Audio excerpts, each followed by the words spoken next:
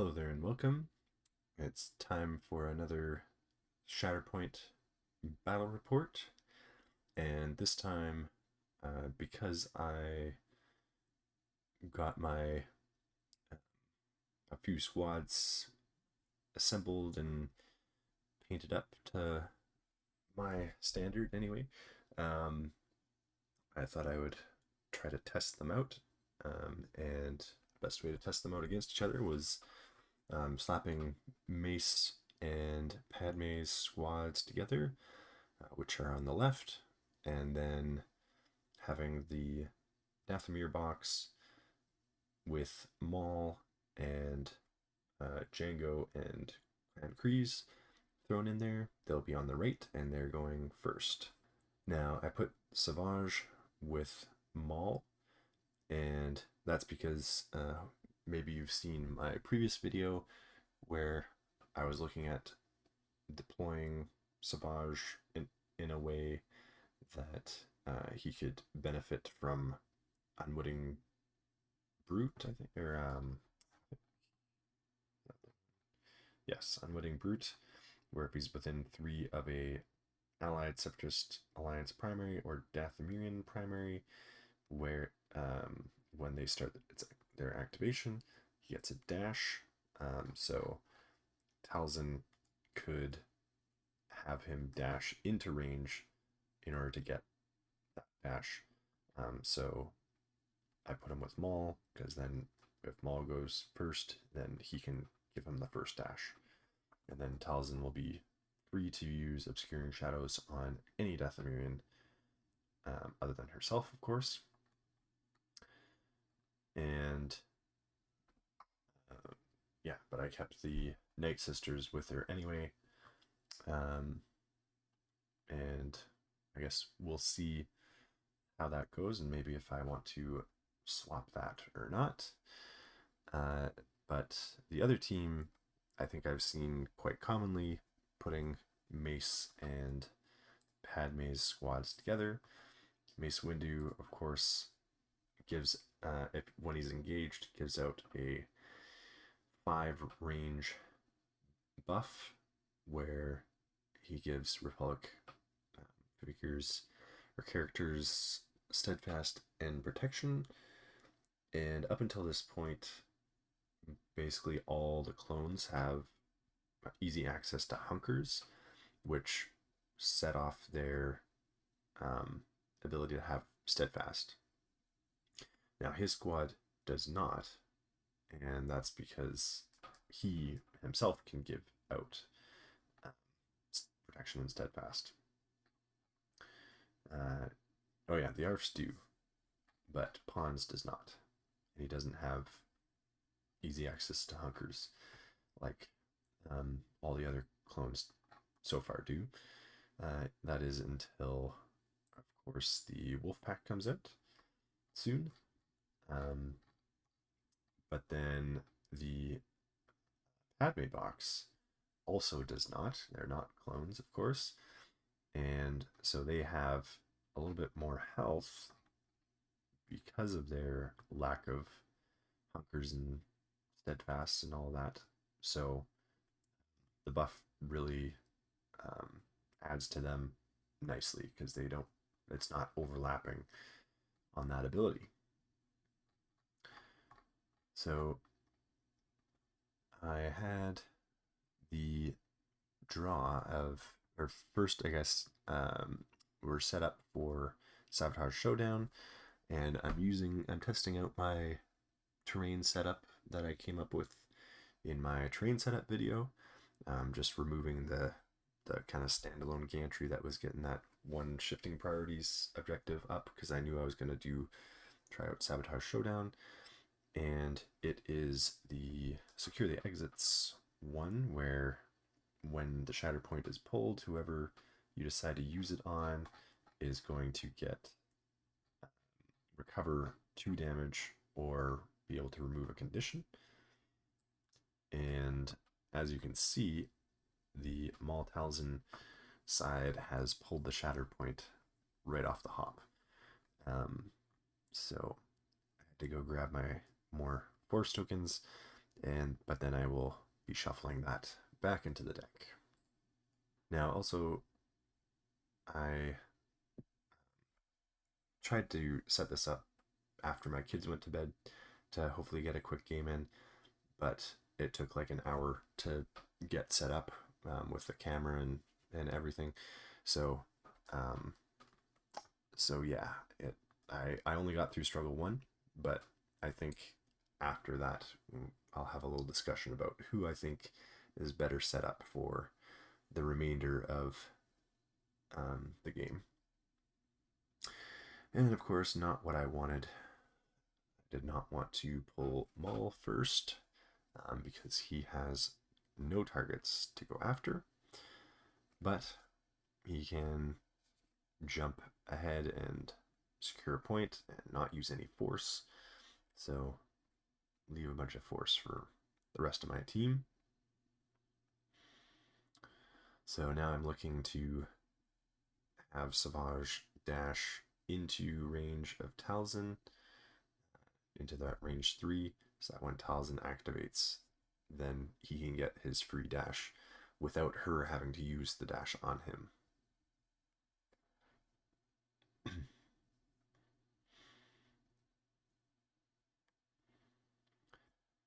Now, the other thing about Sabotage Showdown that I'm noticing is that it's it can be really good to be able to pressure your opponent's back points, because then they either have to leave someone there, or if you get them there quick enough, then they'll actually have to kind of stay back and deal with that rather than moving forward, which gives your other people more time to move forward and really secure the middle points. So that's where I like Maul. He's got those advances. It took 1 damage for the 4 speed there, and then that's a nice view of my head. And use the climb action to get to that ingress point on the high ground tower in order to get up to that middle bottom point.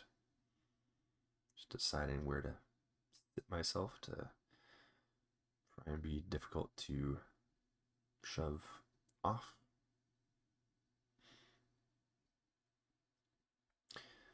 And he'll do a take cover action just to get a hunker, because the squad that he's going against, I mean, there's not much else for him to do, but the squad that he's going up against is prefers range, so I get some extra dice on those attacks.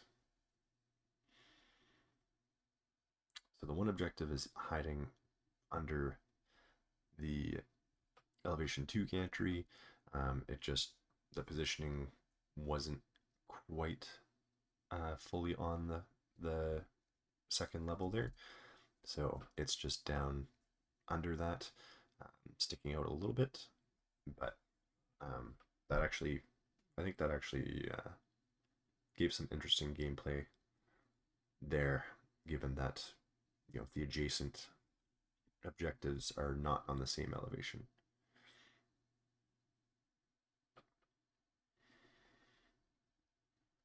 Now I pulled the Shatterpoint on the other side, but then I wasn't sure if I had actually shuffled that deck or not, so I gave that one a shuffle.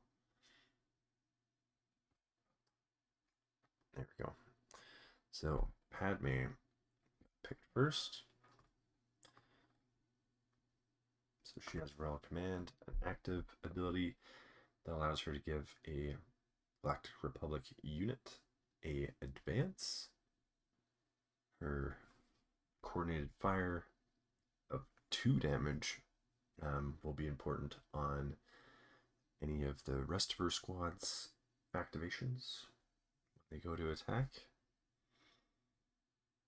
And then she has her innate crack shot ability that allows her to get a dash when making a focus action, and also get sharpshooter 2. So again, that's where getting extra dice for those ranged attacks. So good for Maul to be hunkered here. So just taking the full move action for that advance. And yeah, taking the Ingress point that is there. That only gets her to elevation 1, but that's where the objective is.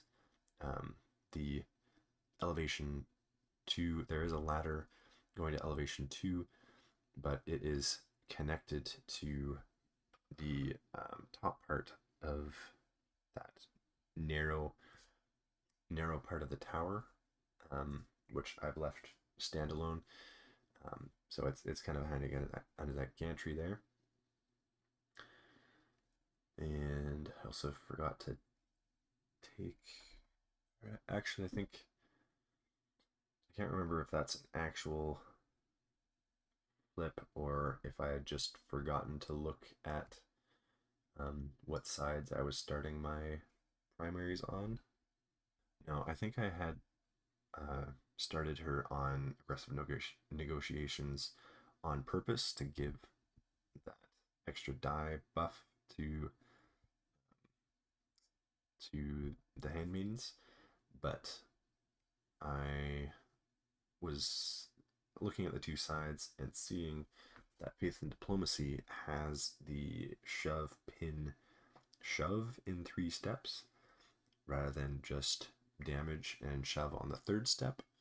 So I was thinking it would be good to be able to try and shove Maul off of the tower, off of that objective, to maybe free it up for one of my other groups to try and take that. And then I'm doing Royal Command and doing that for the ARF troopers.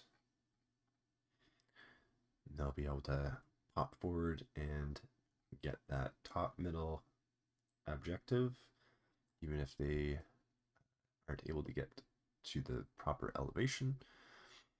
Again, there's a ladder that takes them to elevation 1. The objective is on elevation 2 with no ladder leading up to it.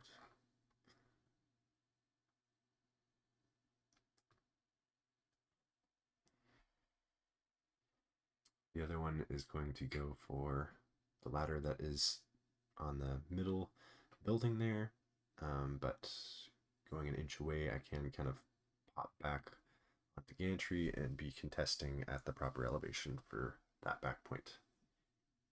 Now, what's interesting is that I think I forgot to switch from Dark Rage for Maul. I think I start with Dark Rage usually, and then flip to Sinister Cunning for the extra dice and blocks on defense.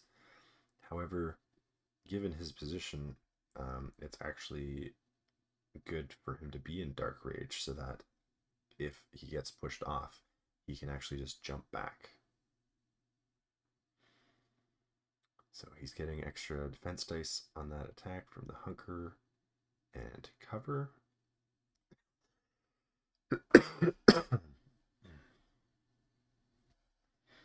And Padme is just getting the 6 dice. She wasn't able to make a focus action on that turn.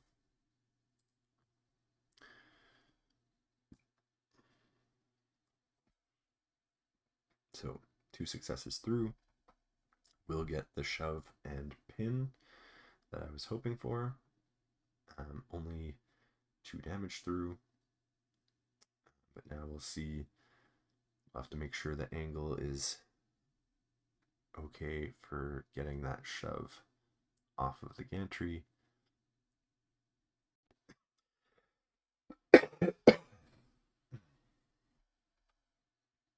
And it looks like that does work. So we'll shove him down, give him 2 damage and a pin. Now, I think he did get the 3 expertise on that. And so if that's the case, and then he would be able to remove the pin. Oh yeah, I was putting the damage on Padme accidentally. Move that back to Maul. But anyway, he will shed the pin with his recover on the 3 expertise, which will allow him to still jump back. Marked on the card there that there was some expertise stuff still left to deal with. And he gets the jump back, so not really what Padme wanted, but now we've got him to 3 damage. And so they should be getting 3 points. And we've pulled our other primary for the Dathomirians, Mother Talzin. Only one with a tactics ability on that team. So it was interesting when I was looking at the 2 teams. I did get thinking about the fact that Mother Talzin, Maul, and Jango all have diceless displacement. However, Mace and Padme, that team has a lot of out of activation movement. They do not have any diceless displacement, but everyone but the supports has a tactics ability. No, that's not true. Padme's always seems like a tactics ability, but it's an active ability. But so for all but the supports have an ability to move other units or other characters on their activation, whereas Mother Talzin is the only one who has out of activation movement that she can give out. Of course, Savage has his ability, which gives him out of activation movement, but that's much less flexible because you have to be within the range, and it's only him that is able to dash. You can't choose who you're going to dash with that ability. Now, with the amount of diceless displacement, I tried to look at the amount of shoves. I thought maybe, okay, I've got all these units with diceless displacement. Maybe they're lacking in shoves, but Mother Talzin has shove on 2 in Great Mother anyway. And then on Wrath, Darth Maul or Lord Maul has shoves, lots of shoves later in the tree for Dark Rage, but right on success 1 in Sinister Cunning with that reposition on 2. Jango's is a little harder to get to with the shoves being on 4. And then Savage has none. The Night Sisters, though, do have pin shove right off the hop. Same with the Clan Kreese. Shove or pin shove right off the bat. So not lacking in shoves, but also really heavy on the diceless displacement, which is interesting.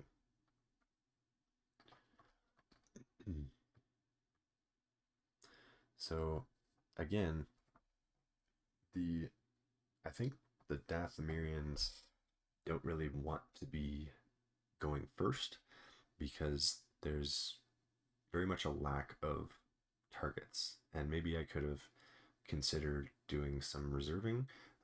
However, I already paid 1 to shuffle the Shatterpoint back in, and this is my first time playing Mother Talzin's box, so just trying to get a feel for how all those units work together. So the dash was given to a Night Sister who was able to use a Ingress point to get up to that back objective on the proper elevation. Mother Talzin just moving forward and doing a take cover action just to move up so that she can hopefully do something out of activation if her allies get wounded. So I checked that she's in range of the ARF troopers, but then realized that I'd already used the take cover action in order to even get that close.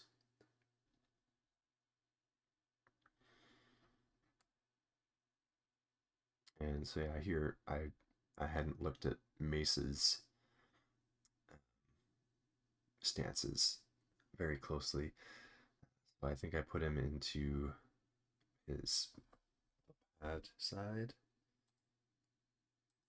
And I think I had drawn him next. And he doesn't really have any targets. So I decided to reserve him. I'm now marking the 3 points, and which takes us back to 0. So each side gets some momentum. This tracker.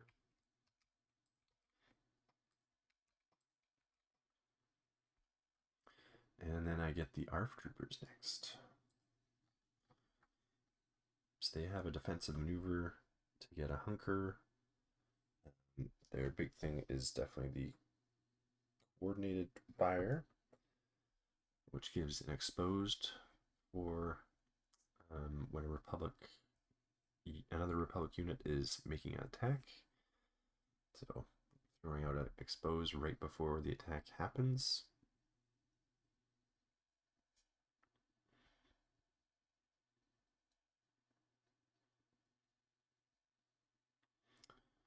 So just moving, I mean, I could probably have line of sight to Talzin anyway, but just moving on to that other side of the crate to make sure. The ARF trooper, I guess, hadn't gotten to the ingress point on the advance from Padme, so that dash will get him to the ingress point and up. And then I think I was able to, because I'm already in position, do a focus action before shooting at Mother Talzin. Now she is hunkered,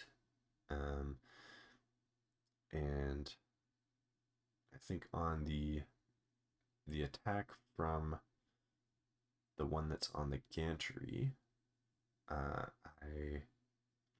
think I counted that as having cover because of that pillar there. I think it does go in between the two bases on the one side. So Mother Talzin ends up rolling a lot of dice on defense here.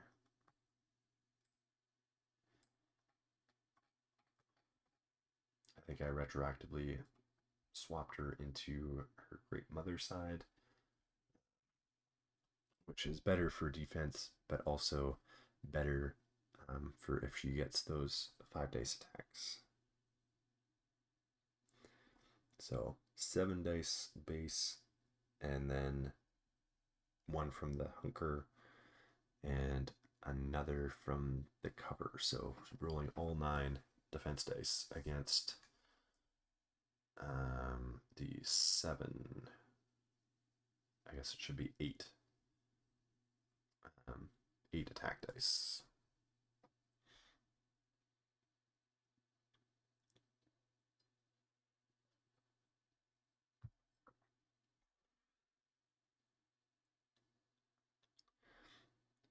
Too many dice going on there. Probably, like, I guess it'd be like 17 dice, so having to move some out of the way. Make room to figure out the results here.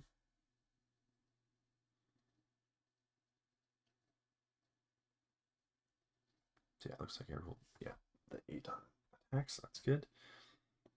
So Talzin got a block out of those 2 expertise, and the ARFs, I'm not sure if they rolled any expertise. Might have got a hit out of it or something. But just a crit will be going through. So that will just get a pin and a damage on Talzin. So didn't get the shove on that. Same roll again. So one of them should have had one less defense die because she wouldn't have had cover from the angle of the one on the middle top point, because the pillar isn't between their bases at all. But she really overrolled on the expertise, getting 5 expertise, so getting that 4+ option, and lots of expertise on the ARF side of things too. So 4, giving them 2 crits, which is big there. However, Talzin gets the crit to hit and hit to fail. So basically crit to fail there with the 2 blocks. So get rid of that one. And again, only 1 crit getting through. So the pin will become a damage, with the other damage being 2 damage getting through on that one. So objectives wise, nothing really flipping there. We're holding steady on our 3 points and just kind of throwing a little bit of damage back and forth.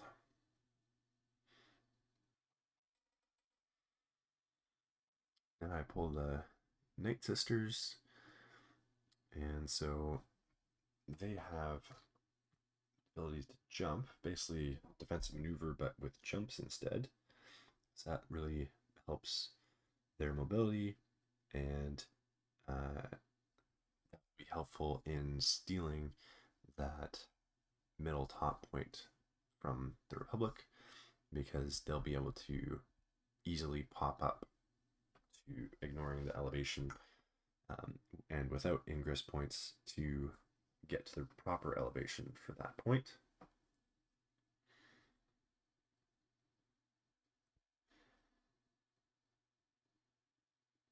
So the one that was up on the back point is going to make a move action, and then we'll be making a jump to get up there.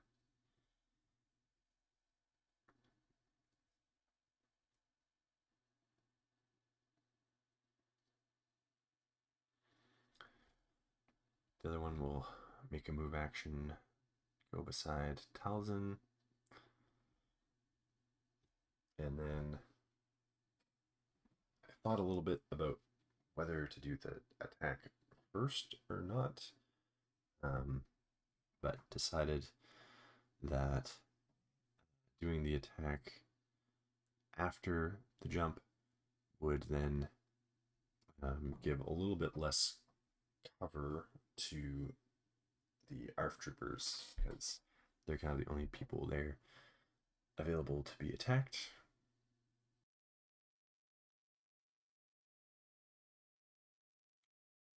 Spending the force for that acrobatic advance.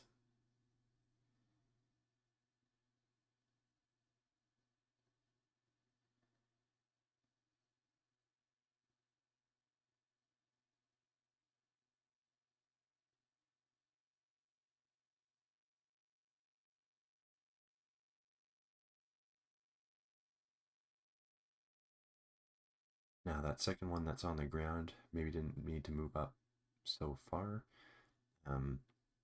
She's providing a bit of an obstacle that the other one can't land on once trying to do shoves, but yeah, maybe could have held back a little bit in order to make it more difficult to be attacked, especially with Mace in reserve right now. Don't really want to be providing targets for him to easily engage. So this will be a 6 dice ranged attack on the ARFs, who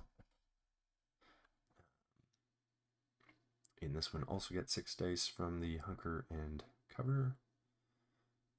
Did I roll 7? Oh no. Because they're hunkered, I put an expertise result from their lay low because they have hunker and it's a ranged attack. And that did actually help them in this case, taking them from 2 to 3 for that double block instead of just 1. So in the end, only the crit getting through. And so that will be a pin and a damage, just like the ARFs did. Getting 1 back for this one because the shot from above will not benefit from cover.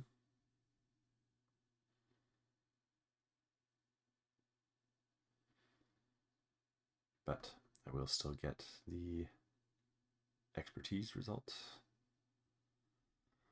which gives me 1 block.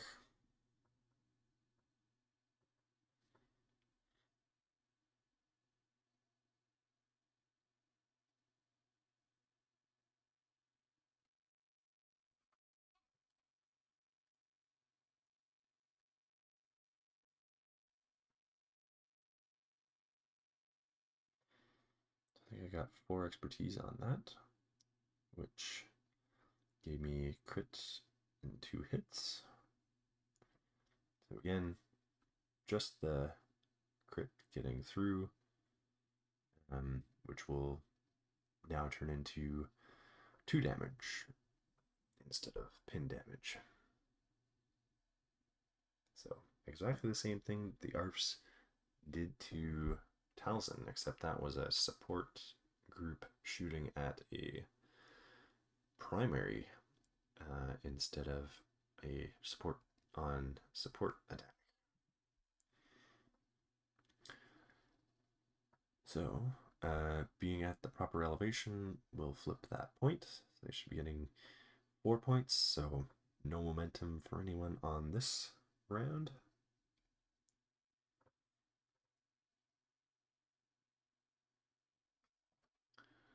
So now I think I'm considering whether or not I move Mace in, because that that one Night Sister on the ground might be able to be engaged by Mace with his.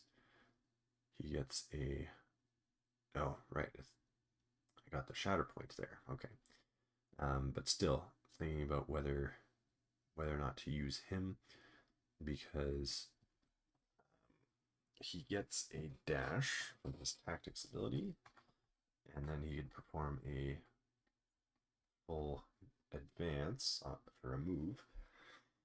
If I use the Shatterpoint on him now in his Vapad form, then he'll make a focus action and get impact 2, so that would add another 3 dice to his attack. So very tempting to not only go get engaged in combat with the Night Sister there, but they only have 7 health, and so in the pad form, it would only take 3 successes to wound them, and then I would get that point back as well. So yes, that's what I'm going to do, and just have to think about who else, what other unit is going to get the dash. Figuring out if he can get there first.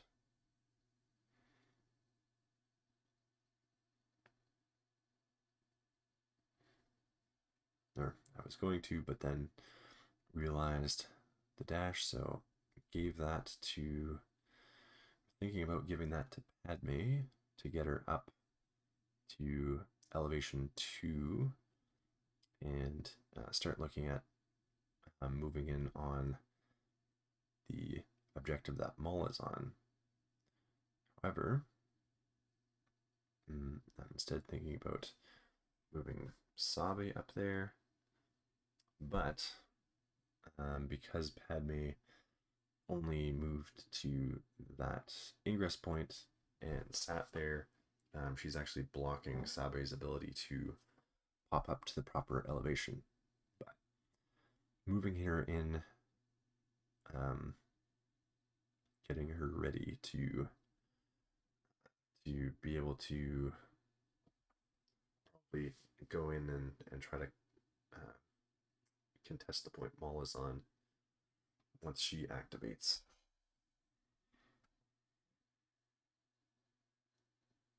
So moving Mace up, getting within melee range of Night Sister, and so we'll get ready for this big attack. 10 dice versus the Night Sister will lose their hunker token, so only 4 dice on defense. Full army of dice getting ready there, and none to add to the defense pool.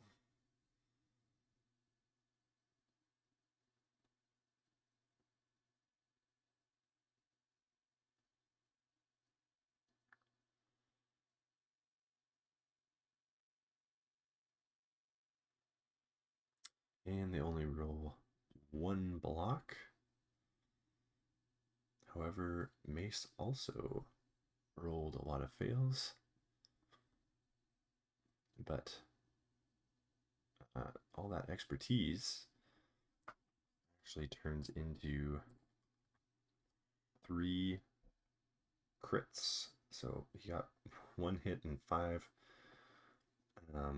expertise, but that gave him the 3 crits, which was exactly what he needs. Those 3 successes in order to get the 7 damage on the Night Sisters. So that will get his in the wound. However, that will also set off Mother Talzin's retaliation attack. However, either way, that will be getting the ARC troopers will be now controlling that point, so they will be getting 3 points back.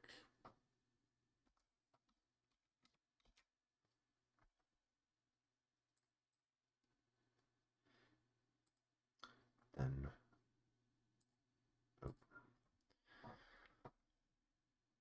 not sure if I get started on the turn. Django has been drawn from the Dathomirians,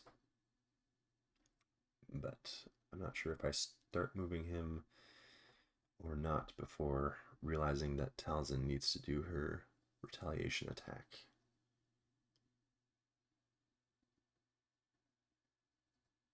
Yes, pointing at that already. And she is pinned, so the dash would remove the pin.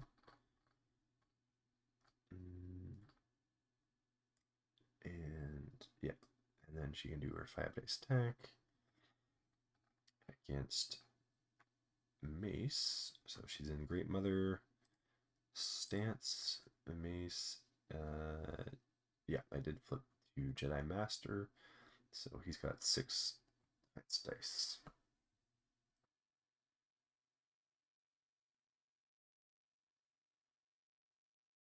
A lot of blocks on that roll.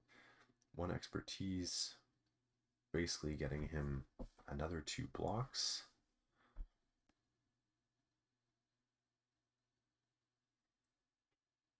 And a couple expertise, 3 expertise on Talzin, so that'll get crit and 2 hits. So it looks like just the crit will be getting through, and that can do a shove, 2 damage to Mace. So that will actually, I think, be able to shove him out of engagement with the Night Sisters, so then he won't be able to be getting his buff off to his other teammates there. So the attack didn't affect the objective flip there, but it will have an effect on future attacks that are probably about to happen with Django being pulled. So Django is the one in this squad that is the one who can kind of cross the board and go for that back point for on the opponent's side, because he can do his advance and his jump ability in order to get onto the gantry, and that doesn't get him quite close enough. So the possibilities are that he could do a focus action, which would give him another jump and get him close enough, but that would not. That would be a tie then with the ARF trooper that's there. So he would have to use either the capture wire to pull them a little bit off the point, which would work, leave him with a pin, or if the ARF trooper is wounded, then he would no longer contest. So it's more of a gamble, but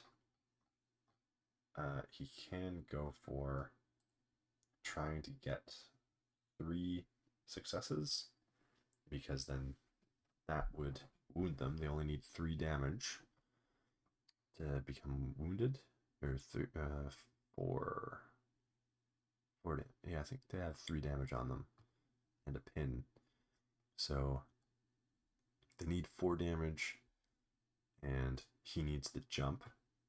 So a bit risky, but 3 successes is definitely not out of the question on this attack. So going for the risky play here. I mean, what he can do, he could still do the capture wire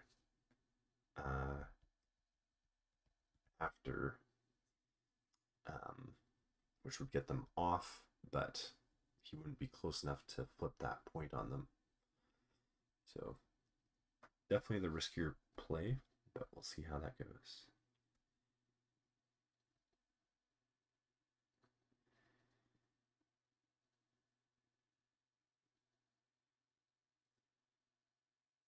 I'm not sure. Actually, not sure if I checked that he's out of melee range on that. I think I just assumed that it's gonna be a ranged attack.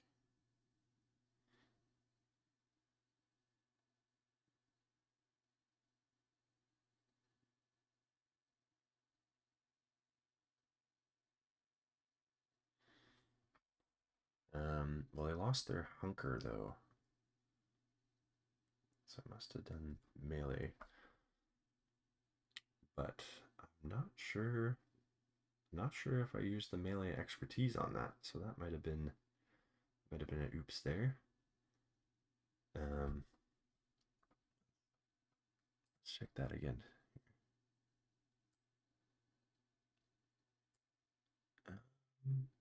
There was one expertise, which I think I think I turned that expertise into a crit instead of, yeah, I turned that to a crit instead of having it just do a damage. So 2 successes and a damage would have wounded them with 4 damage and strain. However, I needed that 3rd success for the jump, so oops. Yep, so they're taking the jump, get the wound, so get an expertise for that. Taking the flip there, so counting that as 4. Oh, interestingly, I should have maybe kept him out of the... Yeah, I should have kept him out of melee range, even though they would stay hunkered. Oh yeah, the hunker would give them more dice, and so maybe not as many successes. We've gotten through. One of them was a hit, not a crit. So yeah, more risky in melee there, because even the 2 to 3 expertise is still a hit and a damage, no crits. So so yeah, that was definitely a risky play with Django there, but it pays off when you cheat, I guess. So now that Django has that flipped, I'm gonna consider whether we have Mace go again in order to flip that point back. If he's also engaged with Django, then that would also give his buff, and if he moves to that point as well, he is also in better range to be giving that buff out to potentially the other squad. So I'm gonna go with Mace. That also gives me some out of activation movement, and I don't think I checked that he's within 3 of Django. He looks further out than that. So he'll get the dash, and I consider going to the ingress point for that, but he doesn't actually fit because I've put the ARF Trooper in the middle, so an inch away from the edge, but in the middle, so there isn't actually room for anyone to sit there coming up from that ingress point. So just move him towards the objective, and then I can use a climb on his activation.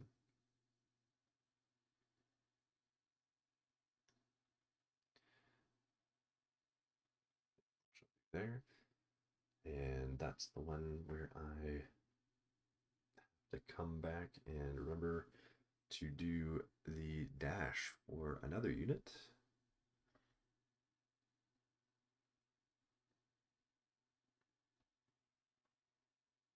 And so this might be the one where I decide to move Padme up so that she's out of the way of the rest of the squad attempting to take that ingress point. Yeah. So yeah, she does a dash to the ingress point where I mentioned before, that's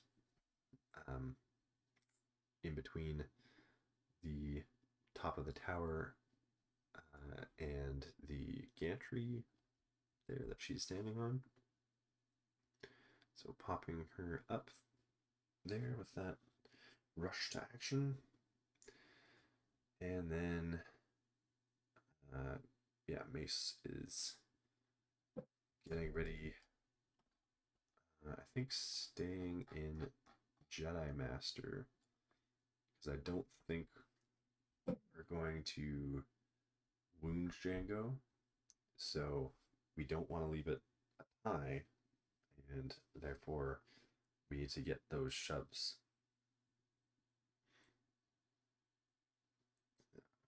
Getting rid of the fails. An expertise on Django's side gives him 2 blocks, I think. Good old Beskar armor. Yeah. And then mace. Is that also two expertise? So yeah, a lot smaller dice pool on this one, just six dice. The 2 expertise just gets me 1 crit, so that one crit would be getting through, which would get me a shove and be able to shove him off the point. So now I need to weigh whether or not I spend a couple force, because I have a couple fail results. Do I spend force on tempered aggression to reroll those, or is the 1 shove good enough? And in the end, the 1 shove will get him off the point and do what I need to do, and it also leaves him still engaged with Mace, so that's also good for him. So leaving that, flipping the point back, which however only gets us 3 points back. So not quite answering the 4-point swing there. Next we're getting Clan Kryze, and Maul already has that middle bottom point, so they don't need to get there and contest that point. So I think what I'm doing there, so just a move action, they'll get their focus, and I think they're just gonna try to take some shots at Padme. So using their jump to pop up. I guess could have jumped to the ingress point instead, but anyway, just moving forward. And then they're both going to take some shots at Padme. She is not hunkered, so she will not benefit from the cover there. So it'll be 8 dice against.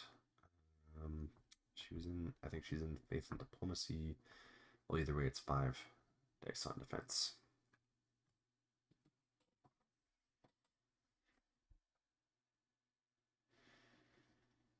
So I gotta pull crits there. 2 expertise only gets them the 1 hit. And yeah, so Mace is within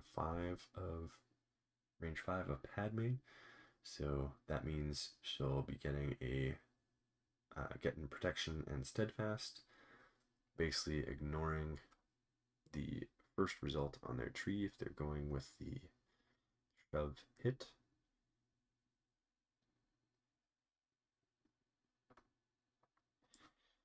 So just the 2 crits getting through, so they'll have to take the 2 shove route, which would do 3 damage, but instead it'll just do 1 shove and damage. 1 shove and 2 damage. I think for a second there that I can get the pin through and 3 damage, and the shove, but realize, I think,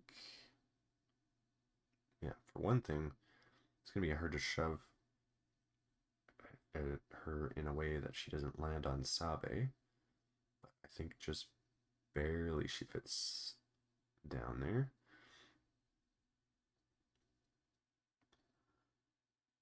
Or no, she doesn't on that one.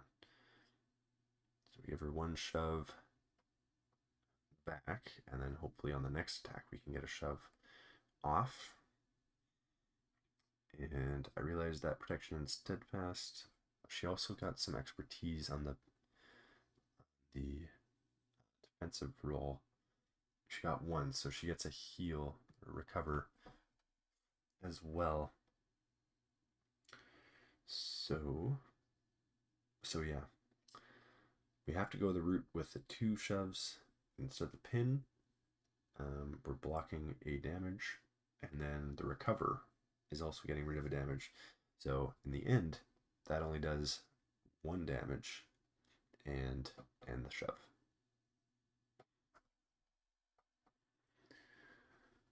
Another couple expertise on that defensive roll. So yeah, that will get her recover again.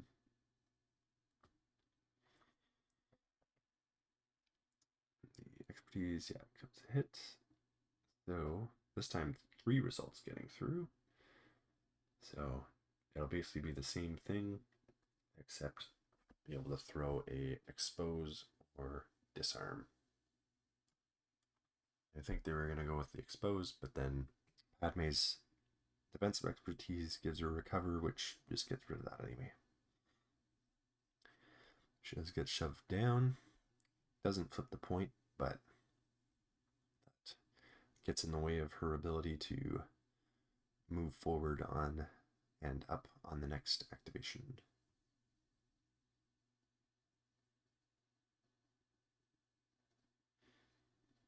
And decided to do a follow-up with the Mandos there.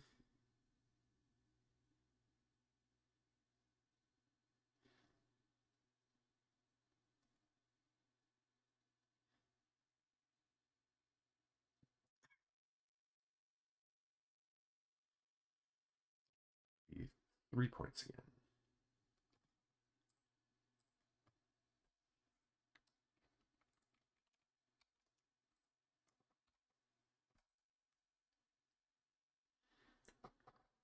Handmaids are up next, so they are the ones who could best take on Maul there, because basically just need to move their two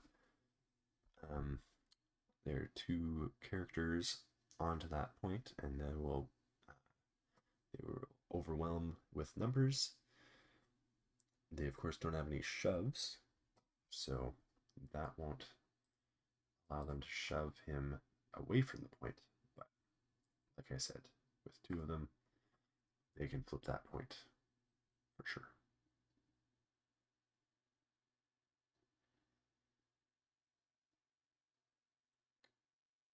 I have to make sure that I'm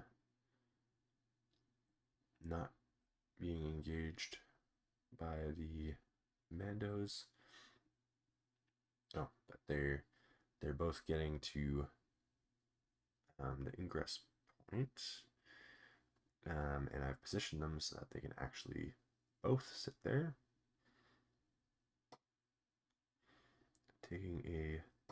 Using a force to use their exposed flank ability. That'll give them climb, focus, and sharpshooter, so 2 extra dice on their attacks. If they are ranged, which I decided to just move right in, because they have no shoves, they won't get any movement after their attacks, so just move them into melee. Don't get that extra dice from sharpshooter, but still get the focus. So they'll be doing 6 dice attacks into Maul, who will have now lost his hunker token.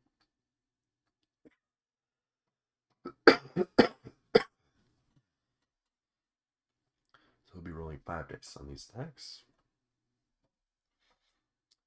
And we're doing a coordinated fire, 2 damage from Padme, because they are handmaidens doing a combat action.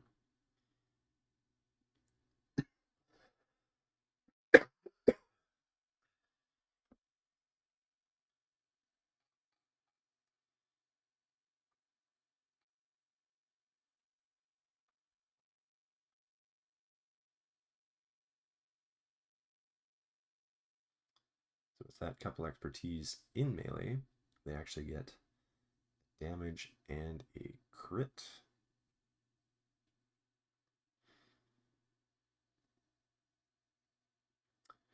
So 2 crits getting through, and the damage. So they can get a recover or a jump with the damage, as well as another 2 damage through.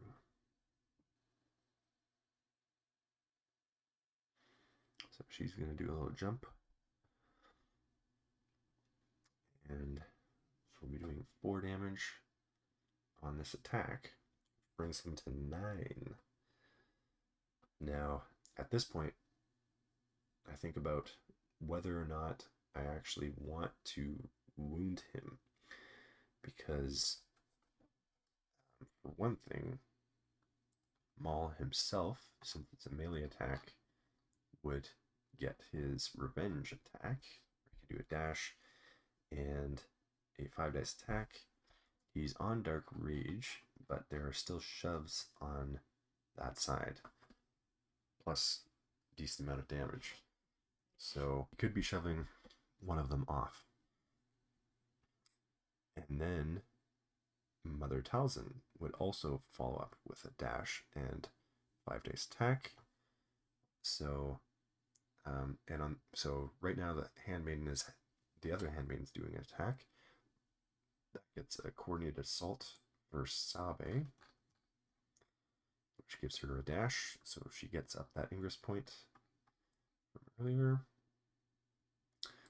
But what I had to think about is the fact that so Mother Talzin would also attack the same character, that enemy character that wounded Maul. So both the attacks do have to go into the same character. You couldn't have Maul attack one and push them off, Mother Talzin attack the other and push them off. However, excuse me. However, Maul's attack could do a lot of damage, which Mother Talzin could potentially finish them off. Maybe if they're really lucky. In order to avoid that, they again get a damage on the expertise, so that has to go through. But I decide not to take any of the results from the combat tree because I don't want to wound him. I don't need to wound him in order to flip the point. And if I do wound him, that's 2 attacks going into them, which has some likelihood of wounding them, and therefore not allowing me to flip the point. So that will be the Republic's 4-point swing.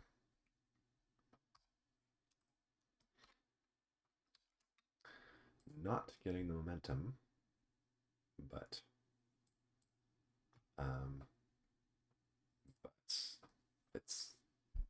it's a bit of an even trade if they get the momentum and not the one for the objective. But then if they got wounded, then the Dathomirian side also gets some momentum. So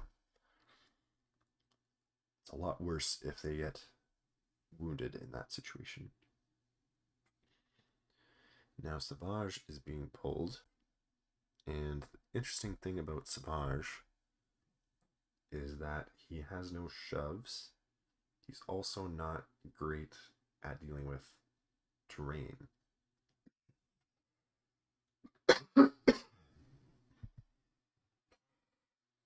So, because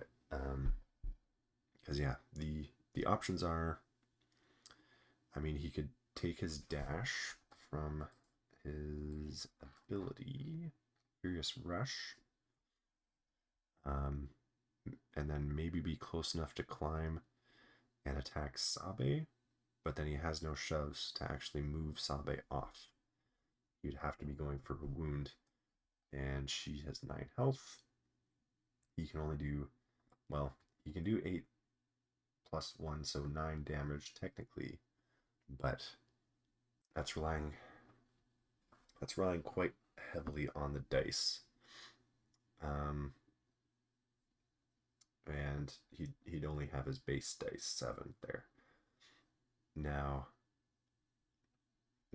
what Savage wants to be doing is attacking primaries, because then he gets another 2 dice, and Padme actually has less health right now because she has a total of 9 health, but 3 damage on her currently. So she's really in the perfect situation to set up what Savage wants to do, which is go up and kill a primary. And so I decide that that's obviously what his card wants him to do. So I'm going to do that, even though there's 0 chance of me flipping the point on this activation. So it only needs 3 successes to get through, which is quite possible on 9 dice attack here. So Padme does get a bunch of blocks. She gets some expertise so she can get the recover at the end. However, the damage pool is going to be applied before she gets that recover.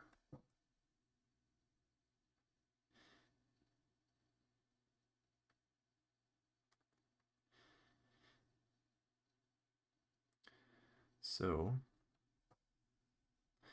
Savage gets 3 crits, some from the expertise, and a damage from the expertise as well. So yeah, that will. Oh yes, even with Mace's protection, reducing the damage, he is getting 6 from the tree, which will be reduced to 5, and therefore, yeah, getting the 6 damage through that he needs to wound Padme. So that'll be a momentum. However, I only get the 2 points on that, taking them to 0, getting another momentum for both sides on that.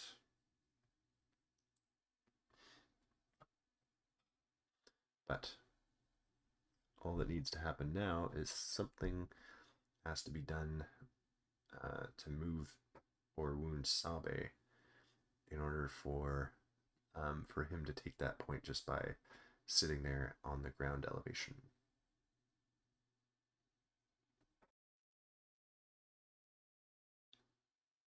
Alright, so Pawns is drawn next.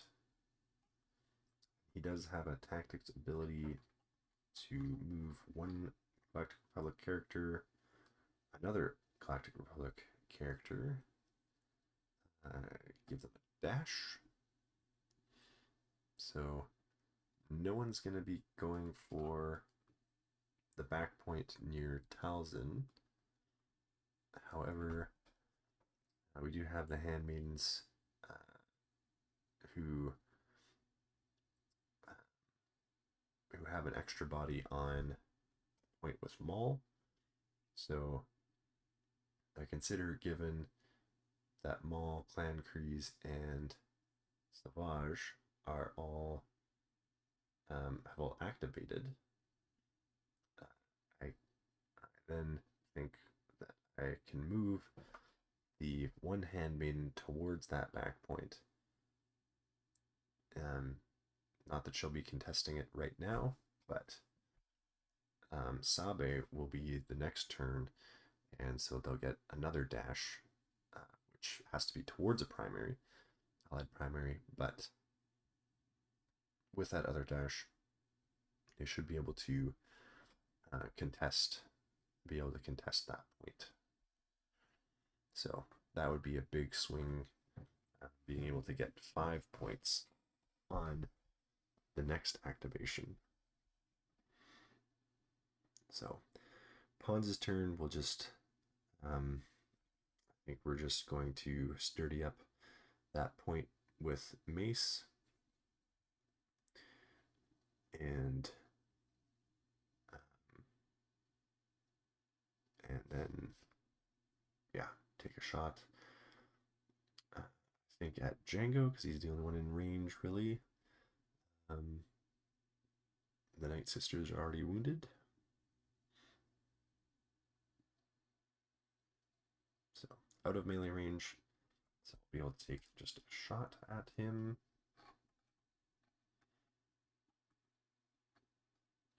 Six dice.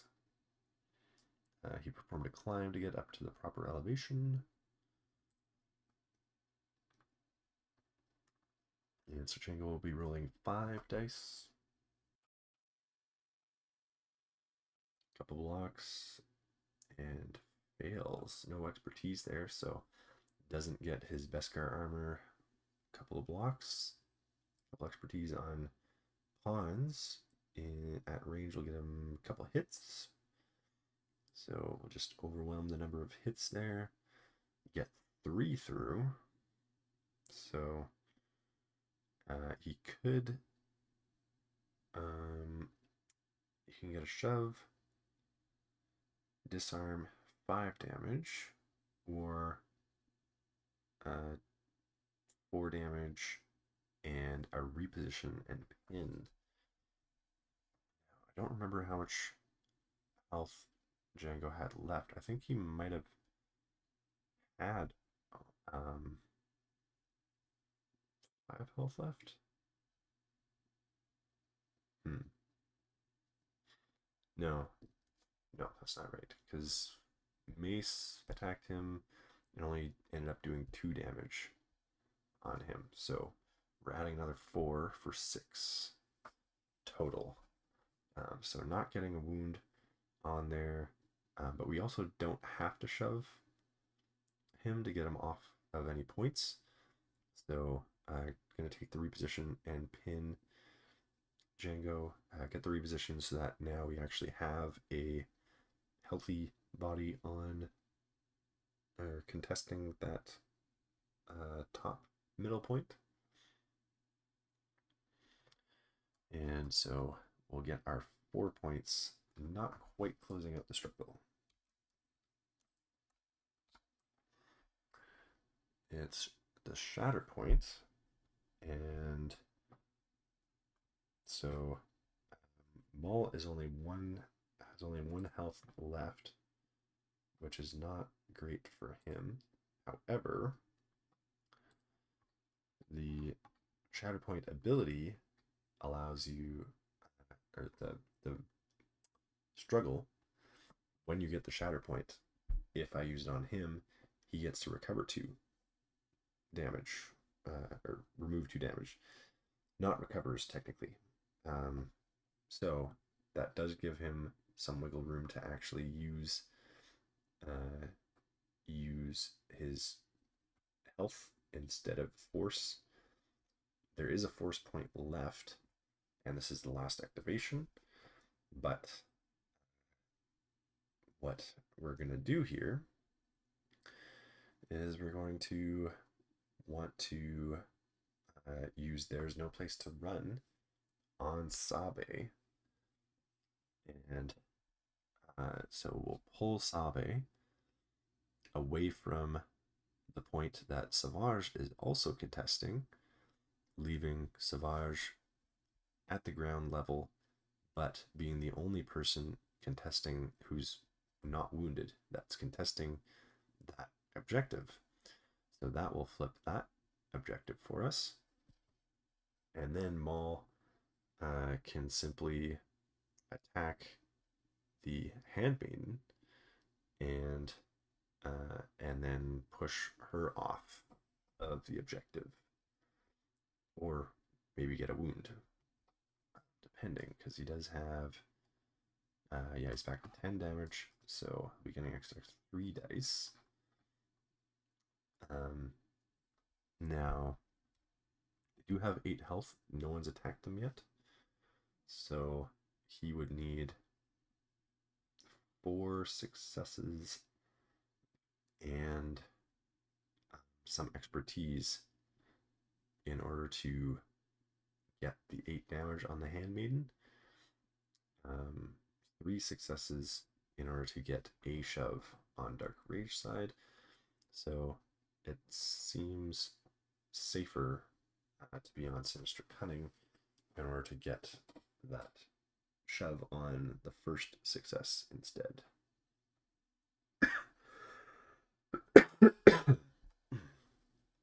So they're out of range of Mace's protection and steadfast, so the 1 shove would be enough instead of having to go for the 2 shoves. But now that we actually pulled Sabe first, now we actually have to be careful about if we can actually shove Handmaiden off. But it looks like, yeah, shoving straight back does push them enough that they can land beside Sabe.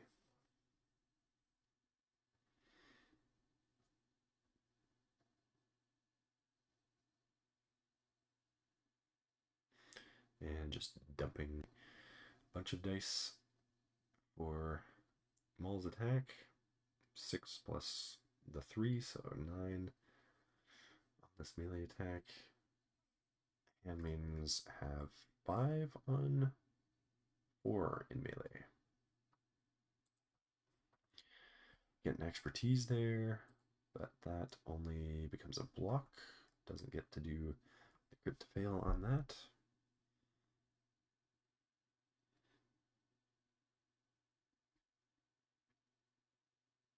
And looks like I think there's 3 expertise for Maul. We'll get him a crit, a hit, and a damage. Hits will be blocked, so those 3 crits he'll get through, as well as the damage. So he would have had an extra die on Dark Rage, so not sure what would have happened there. But that 3 successes, well, yeah, that would have been 6 damage too. So yeah, 6 damage either way, unless that extra die was a crit or something. So we'll get our shove, our safe shove, and could do a reposition, but not really much point to that. And we'll leave a pin on them as well. So that will be nice for stopping some of the out of activation movement on the Handmaidens. So with that, more so Maul, but Maul is able to flip 2 points on that activation, getting a 4-point answer there, and however, getting them both a momentum.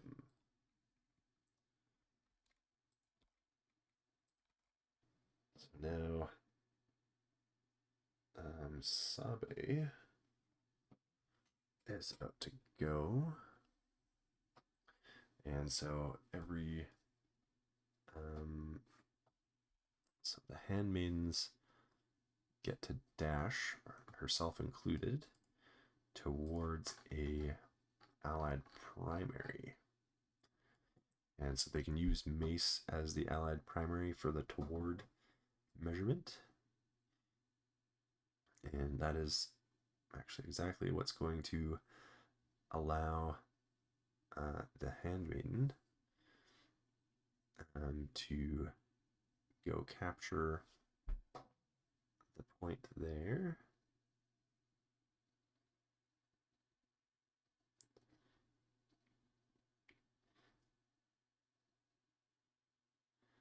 So just jumping on the other side of the crate there.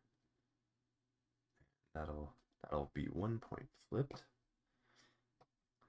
And they only need 4 points. So just need to be flipping one more point.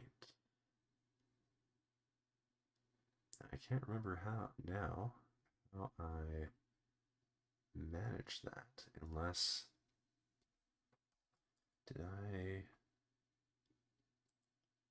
I wonder if I went if Maul actually went for the expose instead of the pin on that attack.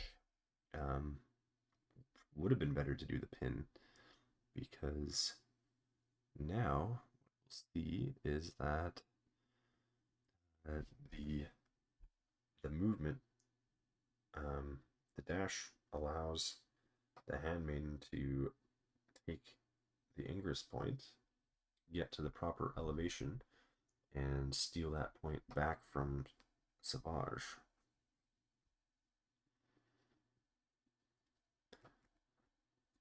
So yes, that moving those two handmaidens is going to flip 2 points and get our 4 points that we need to close out the struggle. Now, Sabe could have done the same. She could have jumped up there, but because I didn't have to put her up there, I then look at having her move more significantly, actually. She gets a dash now. She could get a climb from exposed flank, and she also has a move action. So yeah, we take the dash, and it's kind of overkill, but we're going to get our sharpshooter and focus. So also consider doing an attack. And this could have been maybe an opportunity to finish Maul off, because she's not in melee range, or not in melee. It wouldn't be a melee attack, so he wouldn't get a revenge attack. Talzin would. But the other thing to consider is Django, because he now has 6 damage out of 9. So I was considering just moving straight for that back point, going to the ingress point for that. However, you need to do, well, yeah, the exposed flank, you have to go increase in elevation in order to get your focus and sharpshooter. And so yeah, do that now. Decide to attack Django, and that wound, I'm moving closer to Talzin, and that wound will set her off, but we'll see how that goes. So she's getting +2 dice on the attack, 9 dice against Django's 5, I believe. Yeah. In order to do 3 damage, we need 3 successes.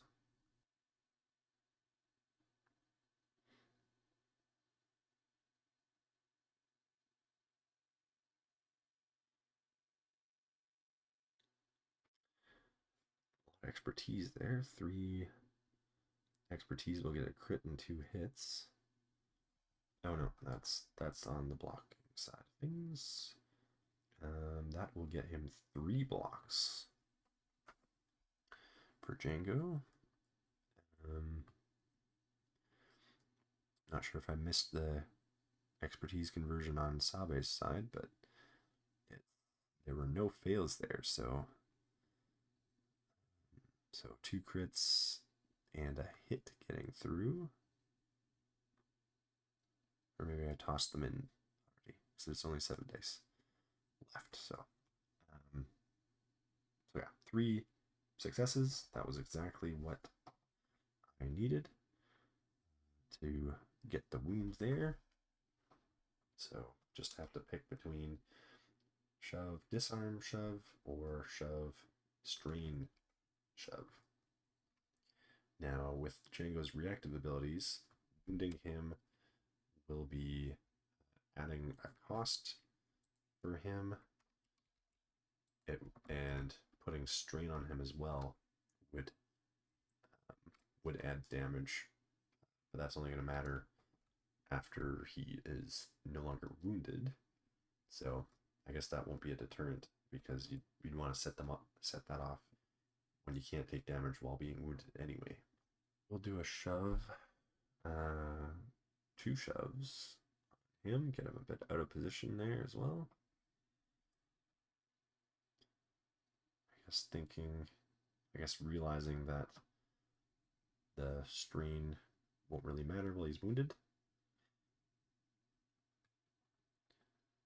And then we prepare for Talzin's retaliation.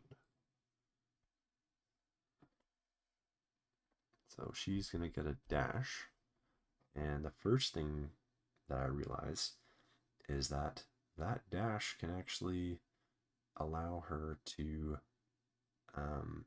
go up onto the tower and protect that objective just by moving onto it. So preventing Sabe from stealing it, not that it matters at this point, but an interesting thing to note about that reactive ability, or innate revenge attack. So this will be 5 dice on Sabe's 5. Should actually be 6 because she gives herself cover. I don't think that I remember that one. So 5 on 5 will be the roll, even though Sabe should give herself a 6th die. Yeah, still in range there, because it's range 4, not 5.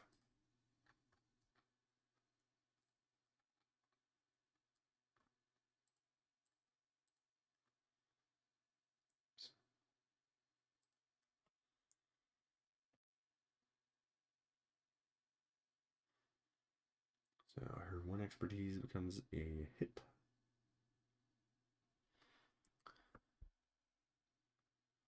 So only blocking the 1, it looks like Mother Talzin's getting the 3 successes.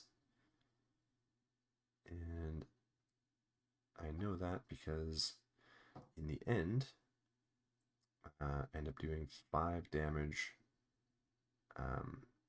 shove, which doesn't really do anything, but then expose and pin. The pin also ruins Sabe's plan to move over and get the steal that objective. So in the end, it's just the Handmaid's out of activation movement that allows for 2 points to be flipped and to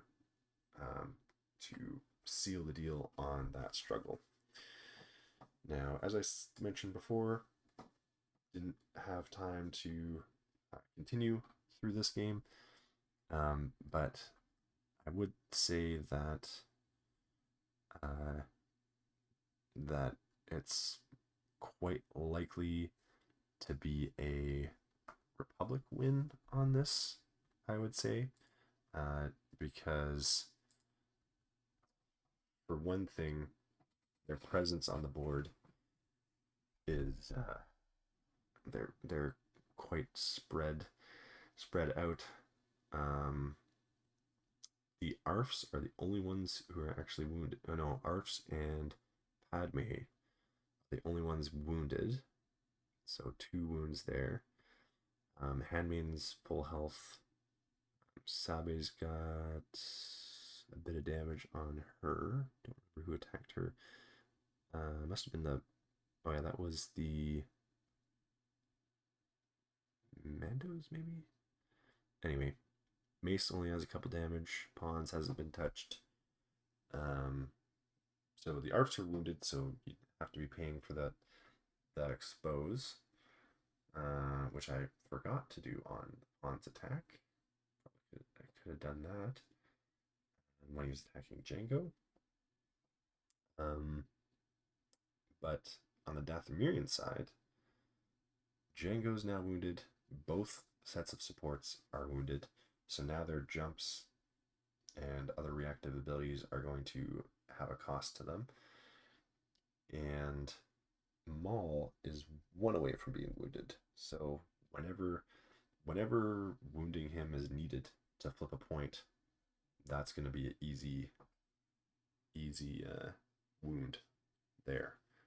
So I should have. I think I might have missed recovering one. Yeah, he should. Yeah, he should have gotten a recover when he damaged the handmaidens. He did damage on the handmaidens. He should have gotten a heal from Mother Talzin, so he would have been 2 away, I guess, from life drain there. So yeah, the Dathomirians are definitely hurting. Savage is the only one without damage on him. Mother Talzin has taken 3 damage already. Out of 10, Maul is 2 away. And what I noticed as well when kind of reflecting on it is that the units that can handle terrain well, the more mobile units, are the supports. They're the ones with the jumps. And so when there's a lot of terrain like this and not so many ingress points, then you kind of end up wanting to move them forward to get them in range of those middle points. Oh, actually, the Mandalorians aren't wounded, are they? Actually, I don't think anyone's attacked them. So it's only the 2 wounded, Django and the Night Sisters. But again, anyway, the rest of that all holds. But anyway, their lower health, they both have 7, so just like the clones.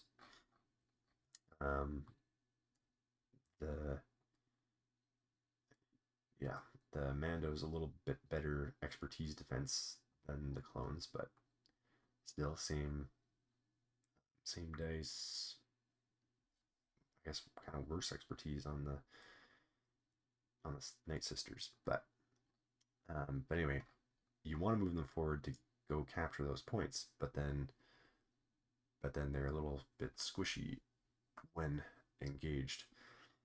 And ironically, Republic is usually more, it seems to be more tanky, but those handmaidens, that group, because of Padme's coordinated fire, they tend to get a lot of damage through, more than you would expect. So they ironically seem to be a little better at wounding in this case. Between Mace and Padme's squad, they're able to do a lot of damage, and then arcs with their expose also help with that. Pawns is pawns, but he did what he needed to do as well, getting one of the handmaidens to the point where she was flipping a point. So anyway, I think the Dathomirian team, I'm going to try them again, I think, because I think part of getting them to work properly is going to take some reps. The other thing to think about, because I know that with Sabotage Showdown, you need to be attacking those back points.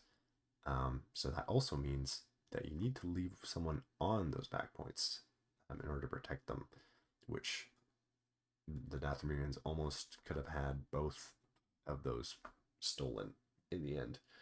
So I'm not sure if Talzin is the one who you leave on that back point or just in front of the back point. in order to avoid having that stolen. Maul and Savage definitely want to move forward. Django is good mobility wise and durability wise to move forward.